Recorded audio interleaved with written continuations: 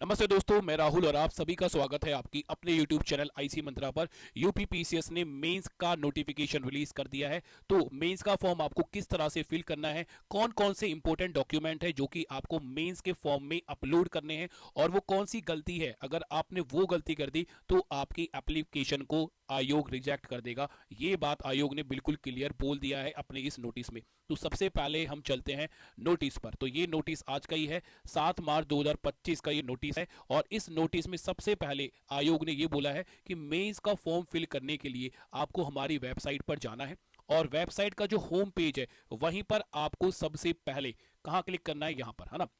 जैसे ही आप website open करोगे, पहले ही पेज पर आपको ये लिंक मिल जाएगा। लिंक पे लिखा होगा fill online detail for the advertisement combined state and upper subordinate service mains exam 2024। इस पर आप जैसे ही क्लिक करोगे, नेक्स्ट पेज जो ओपन होगा वो होगा ये वाला आपका नेक्स्ट पेज। इस नेक्स्ट पेज पर आपको लॉग इन करना है। लॉग इन कैसे करोगे, यहां पर आपका ओटीआर नंबर लेगा, आपके पास ओटीआर नंबर होगा, साथ में आपको पासवर्ड डालना पड़ेगा। ओटीआर और पासवर्ड से आप जैसे ही लॉग इन करोगे तो आप मेंस के लिए अपनी फीस सबमिट कर पाओगे।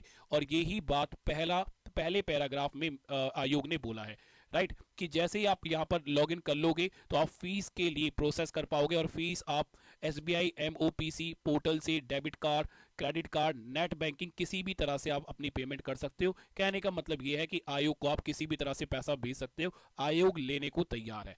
पर मैं एक बात और आयोग जी से बोलना चाहूंगा।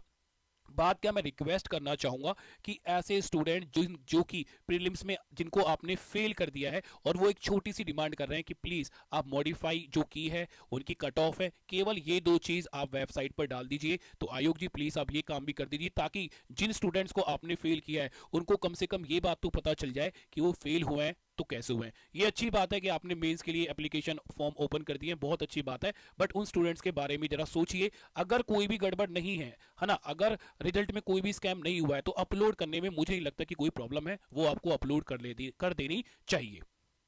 तो चलिए दोस्तों, इतनी रिक्वेस्ट करने के बाद हम वापस आते हैं अपने नोटिफिकेशन में। नोटिफिकेशन में आगे क्या बोला गया, आगे नोटिफिकेशन में बोला गया है कि सारे स्टूडेंट जो कि ऑनलाइन एप्लीकेशन दी गई है उसके सारे इंस्ट्रक्शन को और प्रोसीजर को बहुत ध्यान से पढ़ें और अपने ऑनलाइन फॉर्म को फिल करें।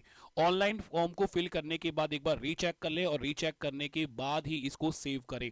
आगे बोला है also is mandatory for the candidate to upload the all the attachment such that marksheet of each year, degree and certificate. तो उन्होंने ये बात भी बोली है कि आप लोग जब अपनी एप्लीकेशन फिल कर रहे होंगे तो वहां पर आपको अपनी जितनी भी मार्कशीट है, चाहे वो 10th क्लास की हो, चाहे वो 12th क्लास की हो, और जैसा कि आपको पता है कि कॉलेज में हमें ईयर वाइज मार्कशीट भी मिलती है, फर्स्ट ईयर, सेकंड ईयर, या फिर मैं बोलूं सेमेस्टर वाइज भी हमें मार्कशीट मिलती है। उन सब की पीडीएफ बनाकर, और कास्ट सर्टिफिकेट, है ना, उन्होंने साफ बोला है the certificate relate to that other claim. Other claim का मतलब जैसे कि अगर मान लो आप ओबीसी से हो तो आप एक क्लेम कर रहे हो, राइट, जिसमें आपका एज का क्लेम होगा या फिर आपको एक रिलैक्सेशन दिया जाएगा, राइट।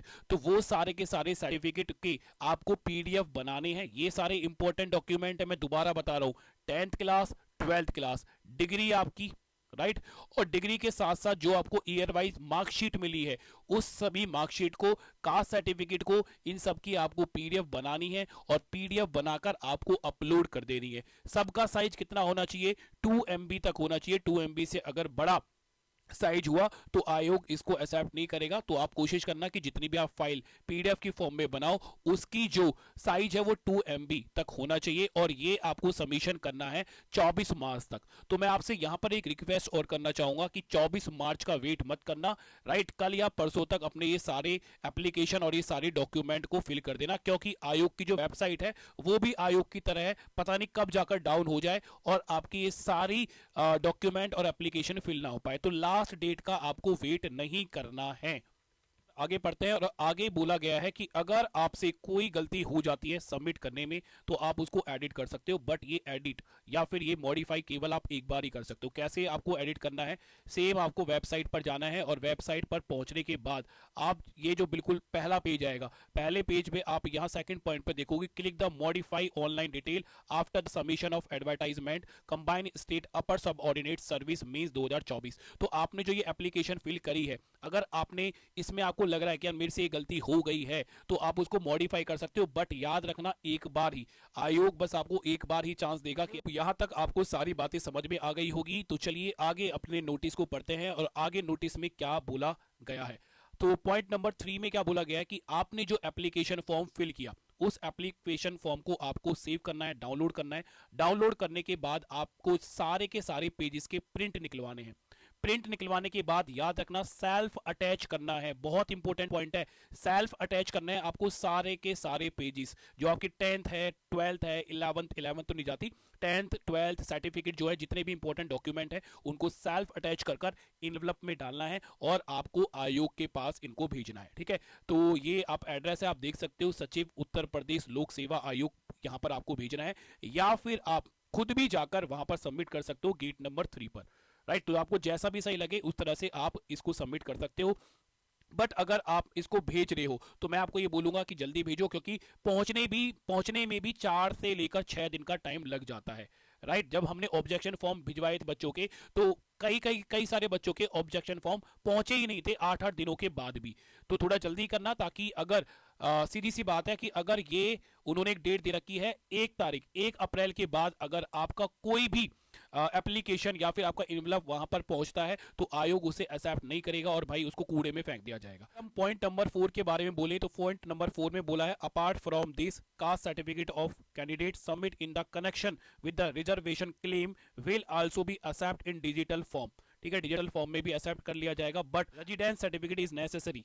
तो रेजिडेंस सर्टिफिकेट जो है वो आपका नेसेसरी रहेगा। निवास प्रमाण पत्र आप यहाँ पर देख सकते हो। उसके बाद अगर हम बात करें 5th पॉइंट में, तो 5th पॉइंट में बोला गया, candidate claim to be ex serviceman must attach the pension payment order. तो जो स्टूडेंट एक्स सर्विसमैन है उनको अपनी पेंशन पेमेंट ऑर्डर को भी अटैच करना पड़ेगा along with the discharge book. कोई डिस्चार्ज बुक उन्हें मिलती है तो उसके पेपर भी आपको यहाँ पर अटैच करने पड़ेंगे। आई होप आपको सारी बातें समझ में आ गई होगी। फिर भी अगर किसी भी स्टूडेंट को कोई डाउट है तो आप मुझसे या तो कमेंट करके पूछ सकते हैं, या तो हमारा टेलीग्राम जरूर ज्वाइन कर लेना, टेलीग्राम से भी आप पूछ सकते हो। अगर टेलीग्राम से नहीं पूछ पा रहे हो तो आप इस नंबर से भी हमसे कांटेक्ट कर सकते हो अगर आपको कोई भी डाउट होता है, या फिर आप कमेंट भी कर सकते हो। चलिए बाय बाय, टेक केयर, ध्यान रखिए सभी अपना, मिलते हैं नेक्स्ट क्लास में या नेक्स्ट वीडियो में।